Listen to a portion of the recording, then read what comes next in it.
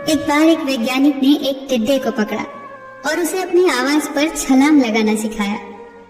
वैज्ञानिक टिड्डे से कहता, कूदो। टिड्डा उसकी आवाज सुनते ही जोर से छलांग लगा देता। अब वो वैज्ञानिक था तो प्रयोग करना तो बनता ही था। उन्होंने टिड्डे की छलांग पर प्रयोग किया। वैज्ञानिक ने उसकी एक टांग तोड़ दी और फिर बोला, कूदो। अब टिड्डे की छलांग की दूरी कम हो गई। वैज्ञानिक ने उसकी दूसरी टांग तोड़ दी और फिर बोला, कूदो। टिड्डे की छलांग और कम हो गई। अब तोड़ी गई उसकी तीसरी टांग। छलांग की दूरी और कम हो गई। एक एक करके बेचारे टिड्डे की सारी टांगें तोड़ दी गई। अब आखिरी टांग टूटने पर जब उसे कहा गया कूदो, तो वो हिल भी नहीं पाया। अब वैज्ञानिक ने अपना निष्कर्ष अपनी डायरी में लिखा। जानते हो उसने क्या लिखा? जब टिड्डे की एक टांग तोड़ी गई तो वो थोड़ा बहरा हो गया। जब उसकी दूसरी टांग तोड़ी गई तो वो और बहरा हो गया। हर टांग टूटने के साथ वो और बहरा होता गया और सारी टांग टूटने के बाद वो बिल्कुल बहरा हो गया। जोर जोर से चिल्लाने का भी उस पर कोई असर नहीं हुआ। वो तो अपनी जगह से हिला तक नहीं। छलांग लगाना तो दूर की बात थी।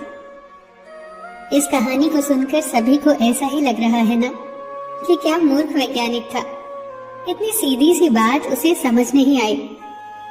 या कुछ लोग ये भी सोच रहे होंगे कि ये तो किसी बच्चे को भी पता है कि टिड्डे की छलांग उसकी टांग टूटने की वजह से कम होती जा रही थी, ना कि वो बहरा हो गया था। पर दोस्तों, हम सभी जीवन में कई बार ऐसे ही मूर्ख बन जाते हैं। कई बार जीवन में दो घटनाएं एक साथ ऐसे घटती हैं कि उनका एक दूसरे से कोई संबंध होता ही नहीं, फिर भी ऐसा लगता है कि गहरा संबंध है। कभी कभी दिखता कुछ और है, हमें समझ कुछ और आता है और वास्तव में होता कुछ और है। इसीलिए अगर पछताना नहीं है तो जीवन में जल्दबाजी में कोई निर्णय न ले। हमेशा समझबूझ का इस्तेमाल करें, सावधानी बरतें, नतीजे सोच विचार कर ही निकालें।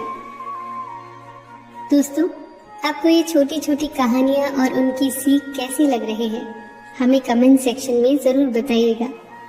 आप अपने सुझाव भी लिखें जिससे हम और बेहतर करने की कोशिश करें।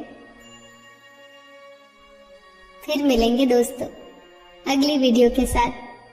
तब तक के लिए अपना ख्याल रखना और हमेशा मुस्कुराते रहना।